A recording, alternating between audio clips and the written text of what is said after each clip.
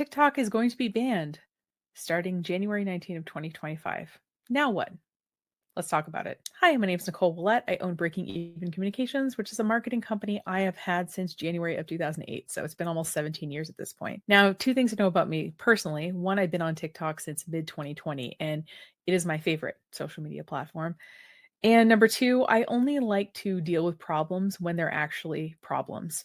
So I've been kind of hanging back watching this TikTok lawsuit for a little while, but it looks like a final decision has been made and TikTok will become unavailable in the United States on January 19. Short of the Supreme Court taking on this case and hearing it, I don't think anything is going to change about it. Now, the thing with the Supreme Court is that they can pick what cases they want to hear. So not only do they not need to hear this case, they also might not rule in favor of TikTok. So what we need to do as a marketing company and me as an individual is prepare for this eventuality now that we know that it's definitely happening. Let's start off with what we do know. Number one, we know that TikTok.com probably will no longer be accessible from any US based browser on a computer. And we know that the TikTok app will be removed from the App Store for iPhones as well as the Google Play Store. We know that this ban means that if somebody is earning money selling things on TikTok shops or is earning money through the creator fund, that is going to probably stop after the ban. We know that Lemon 8 and CapCut are both owned by ByteDance, which is the parent company of TikTok. And we know that there is not one replacement app that everyone seems to agree on moving to right now. Now let's talk about the things that are up in the air as far as I'm concerned. Number one, we don't know whether CapCut and Lemon 8 are going to be affected directly by the TikTok ban. We know they're owned by the same company, but I couldn't really find a definitive answer about it. So we should plan like they will also be banned potentially. We've seen people talk about various kind of hacks to try to get around this, mainly using either a VPN.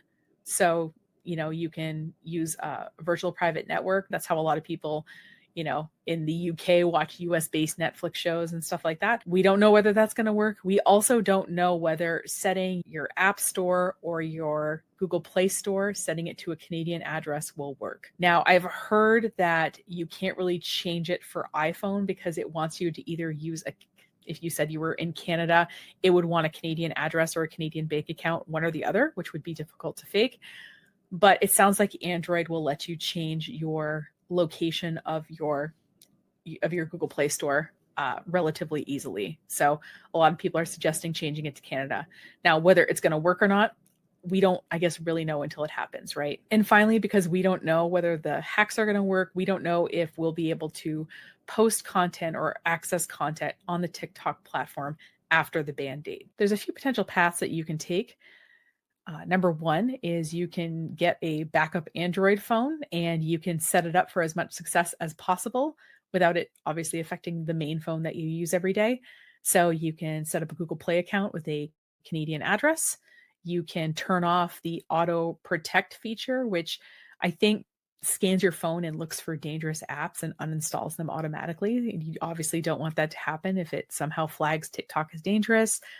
And you can see how that works. Maybe you get a VPN that is specifically for that device and you emulate that you're in Canada as you try to browse TikTok. Like I said, I suggest doing this on a backup device because chances are, if you're like me, maybe you run a lot of your business on your phone and you don't want, your primary phone to be corrupted by that. And so you can get, a backup Android phone. I don't think it has to be the newest phone or anything like that, but make sure obviously that the TikTok app is downloaded and that all that is in place before the 19th. Another option is you can post to sort of existing established platforms.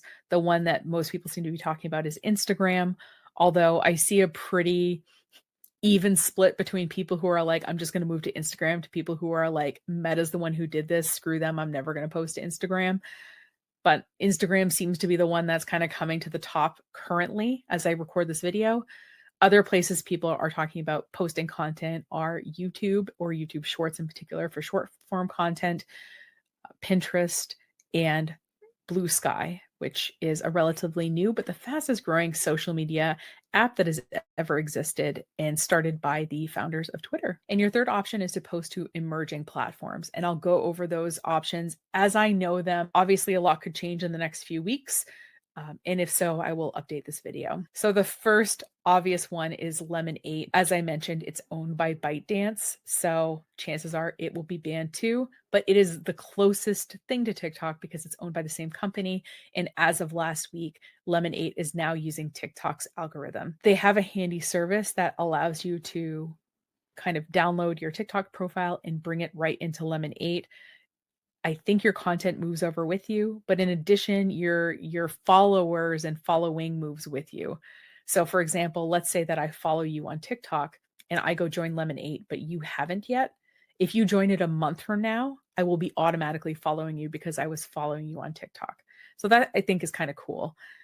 But again, this might be a moot point because Lemon8 might be banned. So let's talk about some of the other ones. Now, I can also talk about Blue Sky here because it is a relatively new platform, but like I said, it just grew really fast. So I can also say that it's not quite like a startup, new emerging platform. It looks a lot like the older version of Twitter. So if you used to like Twitter, you might like Blue Sky. Currently, it doesn't have ads on it, but they are not saying it will never have ads on it. And what they want to do is really build out the sort of publisher type features, premium content and things like that. So if you are a creator or somebody who likes to monetize your content, it might be worth taking a look at this particular option. Another option people are talking about is called Clapper. So Clapper is very video based. It looks like it has some sort of version of a creator fund in terms of allowing people who post content to get paid. And it also allows you to join conversations with other people, almost like looks like the TikTok kind of live feature, but they call it clapbacks. And something that TikTok doesn't have, but Clapper has, is the ability to have groups, almost like those Instagram broadcast groups that currently exist. Another option is a fan base. It seems like this one's more geared toward content creators and people who monetize their audience. So subscription revenue and money for your content getting views and things like that. I've only heard one person that I follow mention this particular one, so I haven't explored it as much, full disclosure. But if you do make money off of sort of your subscriptions and content, this one also might be worth checking out. And a third option that's still in beta, so I haven't even seen it yet, is called Neptune. And I've heard a few people with access saying that it's a lot like TikTok. Obviously, these are emerging platforms. And in particular, if they're going to try to take the place of TikTok, I'm sure they're going to be innovating and changing a lot in the next few weeks. So what I'm committed to do is make accounts on all of them and be spending time on them and understanding how they work, what the audience is like that's there, what they're able to do and not do in terms of comparing that to TikTok functionality, and then hopefully be able to make a good recommendation for our individual clients based on what they get out of the TikTok platform currently that they'll have to get out of a different program going forward. So here is what we plan to do besides testing out those emerging platforms to get ready for this TikTok ban. You might want to do some of these yourself. You might want to do none of these yourself, but here's our plan anyway. Number one is we are going to use at least one of our backup Android phones to set to a Canadian location in the Play Store, have TikTok downloaded onto it, and we're going to use a VPN to access the content, or at least we're going to try to. We can let you know if it works after, obviously, January 19. That said, we are right on the Canadian border. Like I could get to Canada within 20 minutes if I needed to. So pretty easy to troubleshoot this. I will say, no matter what source I've looked into, it seems like most people agree that the free VPN services you might have seen before probably won't work for this particular thing. So you'll need to have some kind of premium VPN service. What I recommend in case this doesn't work is don't buy it for like a whole year at a time. You could just buy it for, a month or 3 months or whatever the shortened period is to get the VPN premium service if you want to try this kind of thing. We already have a paid VPN service because one of our clients is in Canada and some of his content has to be visible or not visible depending on location. And the only way to test that obviously is with a VPN. So we've already got that. But in case you were going to go out and buy a VPN service, just don't buy it for a whole year before we know that this is going to work. Number two, we're going to be looking at alternative video editing softwares. So before we used CapCut, we used an online service called WeVideo. So there might be some online-based video editing service that we'll be able to move to. I'm also looking at DaVinci Resolve and some other software. As long as it's not Adobe, that's fine with me. I honestly think that they're really expensive, in particular for small businesses. And my goal is to give money to another company if I can. So we'll be testing out new video editing softwares. I obviously have experience with lots of different softwares, and basically they all work similarly, except obviously CapCut has some really great features that I'm going to miss. Number three, we're going to back up our TikTok profiles and our client TikTok profiles. I'll include a link that is on TikTok's website about how to do that. Obviously, you want to do that before January 19.